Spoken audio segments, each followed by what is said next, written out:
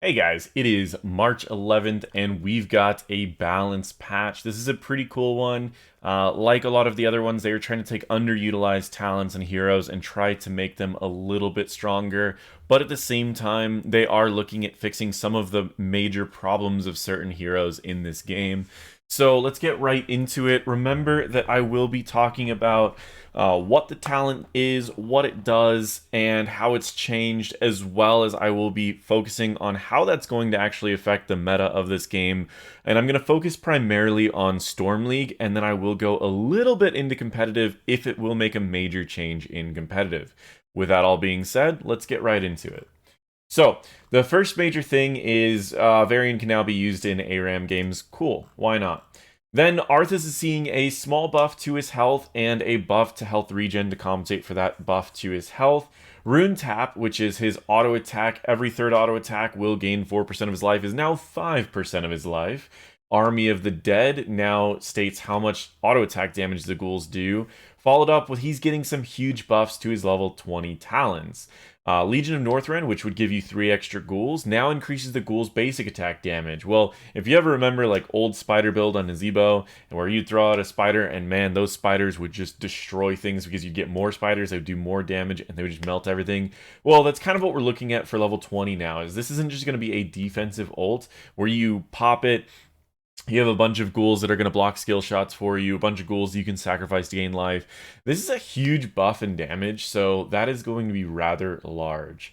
Absolute Zero is the Syndragosa ultimate upgrade. The root duration is now going to 2.5 seconds. The slow duration is increased from 3.5 to 4 seconds, making that a rather large root that is going to be very effective if you did take Syndragosa. Followed by Death's Advanced, the active movement speed bonus duration is being increased from 3 to 5, and Anti-Magic Shell's duration is being increased from 3 to 4. So, the ultimate of what this is going to do is tank Arthas is going to see two major buffs, the health and the upgrade to the ultimate, or the upgrade to either movement speed or anti-magic shell. All three of those are going to be options for tank Arthas. Now, tank Arthas is something that I don't recommend too much. It was a situational pick, usually if the enemies picked a few too many auto attackers.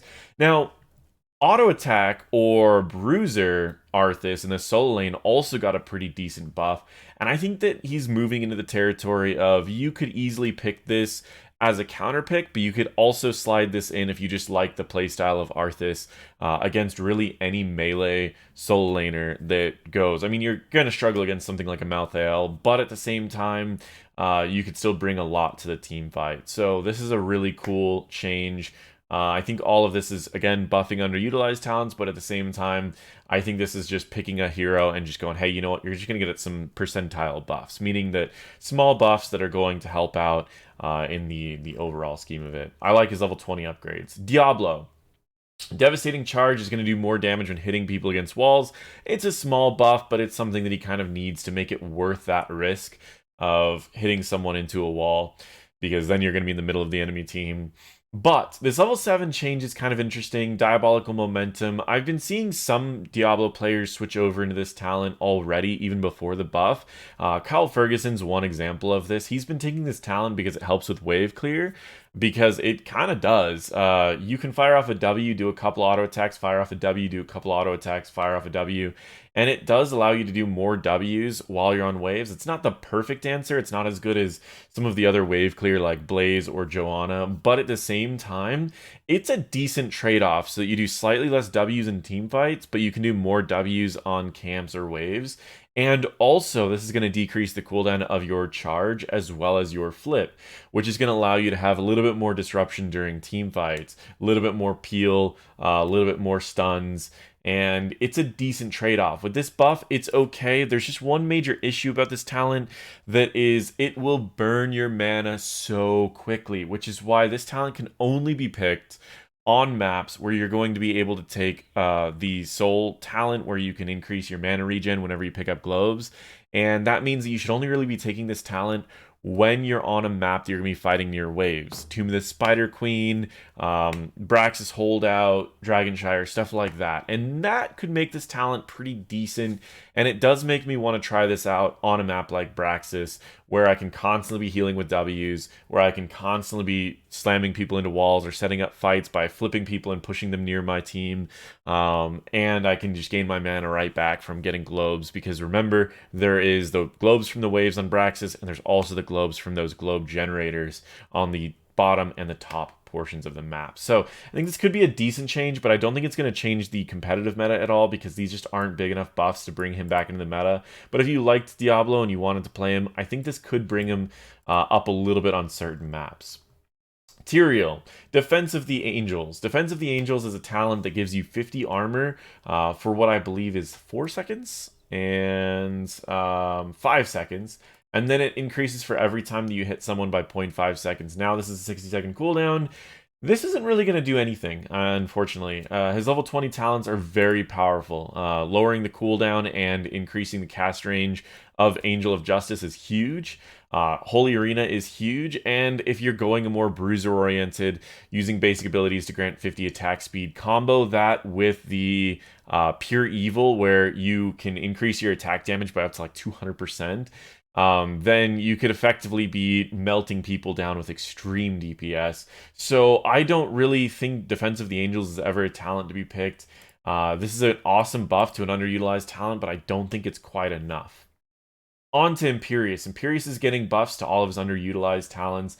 Impaling Light is his Q. His Spear does more damage. Battle Hunger is auto attacks on this. I do think Press Forward will allow him to be picked a little bit more on Dragonshire and on Braxis Holdout, where he can grab a globe and then fight someone on the point until they have to leave, but then he will struggle on wave clear. So you can answer that level 7 with now either Blaze of Glory or the other talent, the Swipe. Most likely still the Swipe. Pathetic Mortals damage reduction increased from 40 to 50%. Unrelenting Descent cooldown reduction increased from 5 to 10 seconds. And then Brand of the Solarian, duration increased from 3 to 5. So Brand of the Solarian was a talent where your brands would stay on the target. Normally they stay for 6 seconds until you hit someone, then they switch it to 3 seconds, but it would stay even after you hit someone. Now it's 5 seconds. I already thought this talent was insane. If you weren't CC'd and you could hit a couple people and then swipe, you could just pretty much melt like their entire front line or the entire group that you hit. Seeing that it's lasting longer is going to make this talent more reliable, and overall I like a lot of these changes for Imperius. Gives him a little bit more ability to switch between different talents on different matchups and on different maps, and that's exactly what they're trying to go for, which is why I think this is a great change for him. Rexxar change. Rexxar has been a dominant force on maps like Braxis and D-Shire, because you could have Misha hold the point while you wipe the wave. If they go for you, you walk away and still hold the point. If they go for Misha, then you wipe the wave and they miss out on soak. There was no real answer to it. So this is a great change. They're making it to where it's harder to heal Misha through regen and through mend pet, and at the same time they're buffing your attack damage. So now you're going to need to play more of a Rexxar style play and a little bit less of a Misha play style, and so it's going to be a slight difference, but overall it's still going to be pretty cool. I think this is a great change. Ruins the thing that, not ruins it, but just makes it more difficult to do the most annoying part about Rexxar, but it also makes you more powerful with higher attack damage at level 13 that is going to increase your attack speed. Is going to be even scarier. So it's going to make him easier to balance, but at the same time, it's going to solve a little bit of this problem. So if you're playing someone like Imperius, for example, after some of those buffs, you can bully Misha a little bit more and then still be able to be a threat. While Rexxar, Misha's going to get bullied a little bit more, but Rexxar is also going to still be a threat. So I think this is a really cool option and a great change for that. Xul, for the Xul mains out there and those people that just like Xul as a hero, you guys are going to love this patch. Xul has been a hero that has really only been used in the competitive for niche comps, where you would need to double soak lanes and then you would send your 4-man into a lane just to siege endlessly. He was kind of a budget version of the Lost Vikings, where the Lost Vikings, you would cover 2 different lanes, and then you would have your 4-man just push forward, you would use Xul on maps that were either smaller or maps that you just need Xul for some reason or another. He was one of the best double soakers in the game because he can wipe a wave just as fast as just about anyone else in the game, but he also summoned minions that would continue pushing with your minions. So every time that you would split push and destroy a wave, you would summon 4 minions that would go and they would tank tower shots for your actual minion wave, which would spend that entire time destroying the front walls, allowing Xul to be the best double soaker in the game. However, in the past, Xul has been used in the competitive scene as a main tank because of his high amount of self-healing with his W talents. If you gave him just a little bit of armor or anti-burst with the rest of your team comp, it would allow him to survive the burst and out-heal all sustained damage throughout a fight on any map that the fights would stand still. For example, a map like Volskaya, where everyone needed to fight in the point where you could just sit and heal through W build. That made it to where Xul really only had 2 builds. On maps like Blackheart's Bay, you would just simply go the summons build, and on every other map, you'd go the W build, which would just allow you to have that little bit of a team fight potential, and that was about it. He was a very linear hero that was only picked for very specific situations. Now, let's take a peek at what they've changed. They've increased his health, making him a little bit tankier, health regen to compensate, basic attack damage being reduced a little bit. His Spectral Scythe's damage is being reduced as well. Additional functionality, hitting an enemy hero spawns a Skeletal Warrior. So where he could only spawn Skeletal Warriors in the Skeletal Warrior build by using E, his root, on someone, which would summon 2 once his quest was done, now he can summon Skeletal Warriors by simply landing spears, the spinning scythes, which are relatively easy to hit a couple people with during team fights. So I would say on average during a team fight, this is going to land probably 1.5 Skeletal Warriors. Bone Prison now also causes nearby skeletons to focus their target after the target is rooted. So what would happen in the past is they would usually just attack whatever's closest to them, but if you rooted someone in a wave, there's a good chance both of those Skeletal Warriors wouldn't do anything. Now, raised skeletons. Skeletal Warriors' health has been increased from 225 to 240, so they're tankier. Their health loss per second is increased by 15 to 20, which means that they will die a little bit faster, but with the health compensate, it's not going to be as much faster, but still a little bit faster. Skeletal Warriors' duration reduced from 15 to 12 seconds, so that gives you essentially the max duration of the Skeletal Warriors is 12 seconds. Maximum Skeletal Warriors spawn from the minions reduced from 4 to 3, which means that he's going to be spawning fewer minions. Skeletal Warriors now explode, doing 50 damage to nearby enemies when they die. This used to be a talent that you had to pick up, so they're making some things baseline. Overall, this is a really cool change for Xul. It's going to make him a little bit more... it's still going to have that same double soaking effect, maybe slightly weaker because the duration is being reduced, but that explosion baseline is also pretty nice. But let's get into how they're changing his talents. Shade, passive, bone armor cooldown, increase, reduction. Let's just make this simple. When you took Shade, which is a talent that would make it to where you would dodge attacks, you would increase the cooldown of Shade, of your bone armor, by 20 seconds. Now it only increases by 10 seconds. That's a pretty good buff. Reaper's Toll, level 4 talent. The quest component has been removed. The cooldown reduction is being reduced from 3 to 2, and the mana cost reduction is being reduced from 20 to 15. If you didn't know what this talent did, it was a quest about landing your Q, and if you hit 16 people with your Q, it reduced the cooldown of Spectral Spears by 3 seconds and mana cost. So now it's just going to be a flat talent that you're going to pick up, and it's going to flat reduce your mana cost and your cooldown, making your Q possibly another build that you could look at because it's going to be pretty reasonable in the beginning. Grim Scythe, additional functionality, increases basic attack damage by 15%.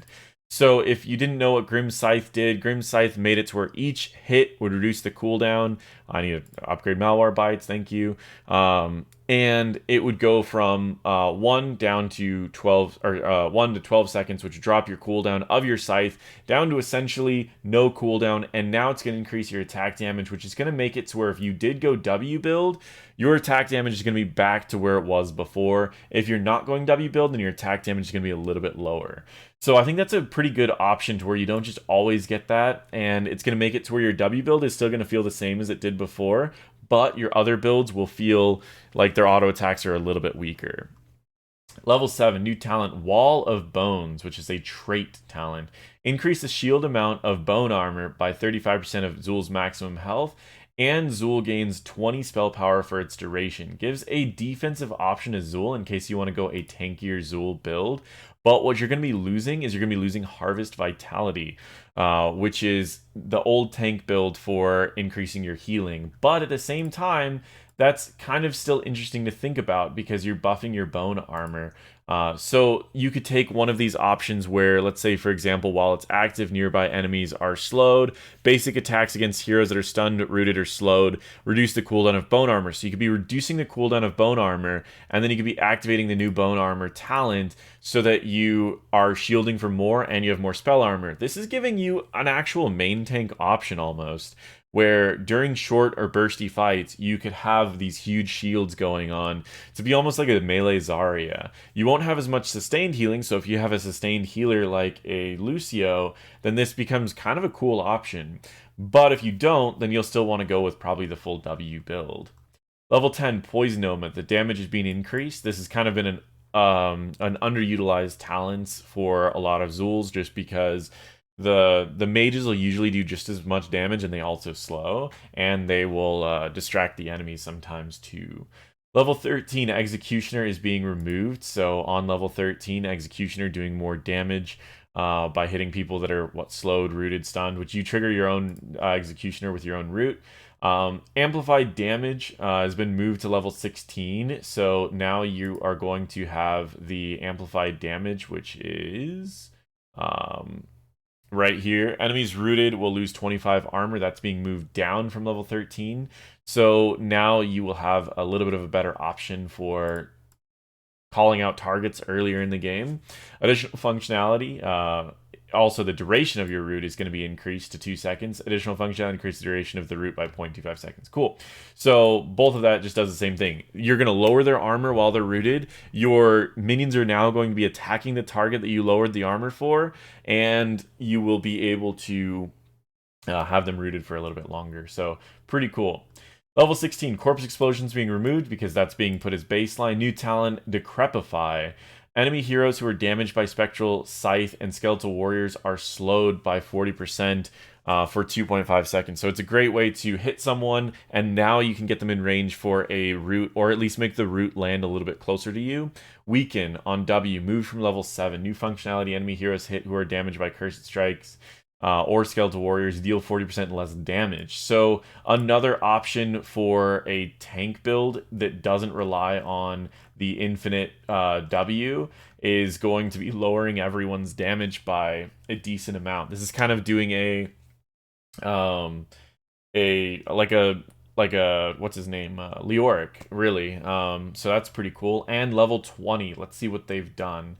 Andarail's Visage, which is your ultimate number 1, no longer increases the damage of Skeletal Warriors. Additional functionality increases the duration of Poison Nova, which will also increase the damage of it because it does damage over time. And since its damage is already being increased to 63, that will be a lot of damage over time. Cold Hand of Death no longer causes Skeletal Warriors to slow enemies. Additional functionality, every 5th Spectral Scythe that hits an enemy hero spawns a Frost Mage instead of a Skeletal Warrior at their location. That's a pretty cool option because if you're in a Q build, you're going to be throwing off Qs repeatedly. Kalan's Edict, new functionality. Each time Skeletal Warriors deal damage, reduce the cooldown of bone armor and Xul's heroic ability by 0.5 or 1.5. So you can be constantly summoning skeletons and lowering the cooldown of your skeletons. So this gives you a couple options. You have sort of the tank build option now, or a bruiser option that's going to do a lot more damage. You have the option for more of a Q build because you're going to have that lower cooldown on Q. And then finally, you're going to have the option of a Skeletal Warrior spawn build where you're going to be summoning Skeletal Warriors, lowering your heroic cooldown, and then also lowering the bone armor, which this might also be a tank option. So tank option, bruiser option, different bruiser option.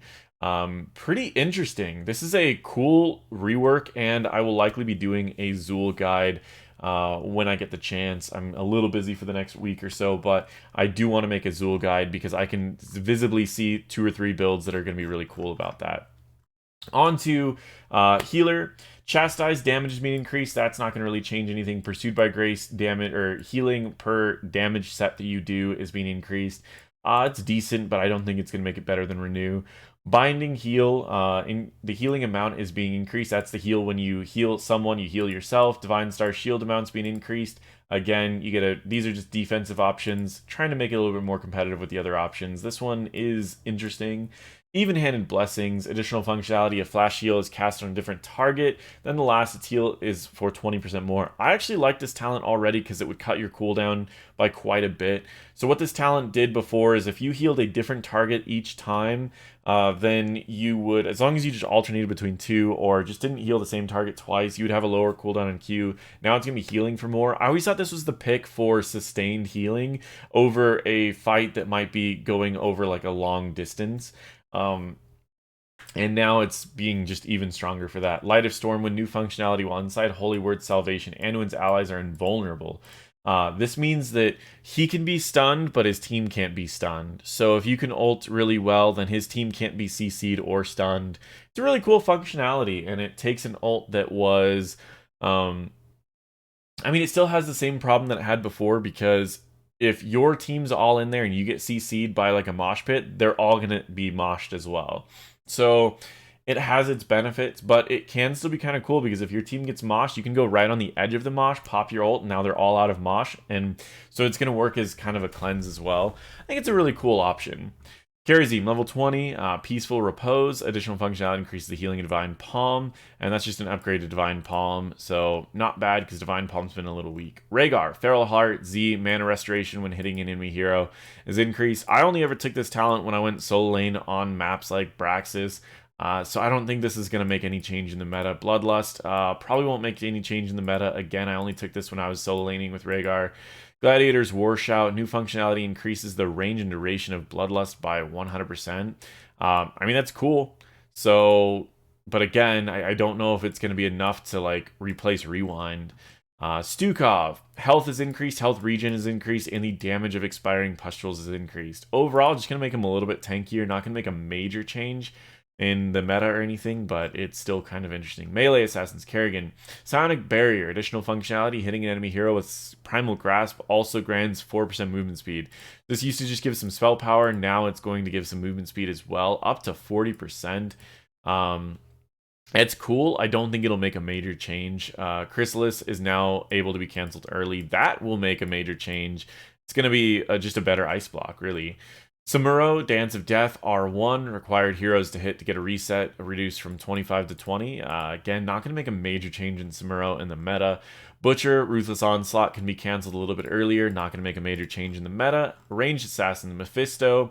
Underutilized talents are getting a buff. Malicious Intent, number of heroes required to hit for the spell power duration bonus reduced. And Trickery, number of enemy heroes required to hit to reduce the cooldown of Shade of Mephisto being reduced as well. Just making these talents a little bit more viable. Raynor, Ace in the Hole's getting a nerf that it kind of deserved. It's kind of unfortunate because this was a cool talent, and they ended up adding the slow to it, and now they have to nerf it because they added the slow to it, which is just making it a weaker talent. This is making Ace in the Hole a little bit weaker, and it's making the Veteran Marksman a little bit more viable.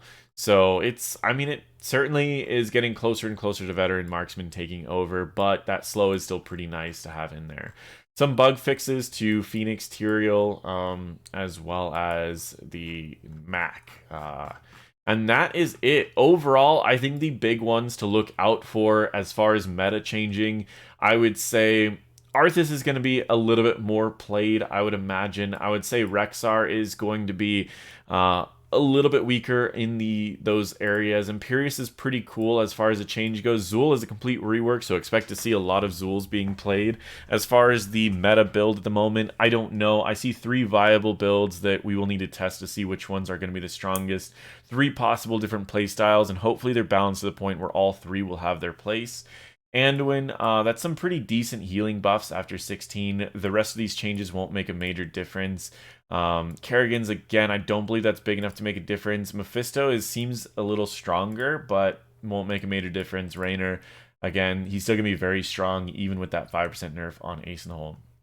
Those are the major changes that you are going to be expecting in the meta currently. Which ones are going to make a huge difference and which ones are just going to be smaller changes here and there to try to get underutilized talents or heroes back up in the meta. Thank you guys so much for watching, and feel free to check out any of my other videos.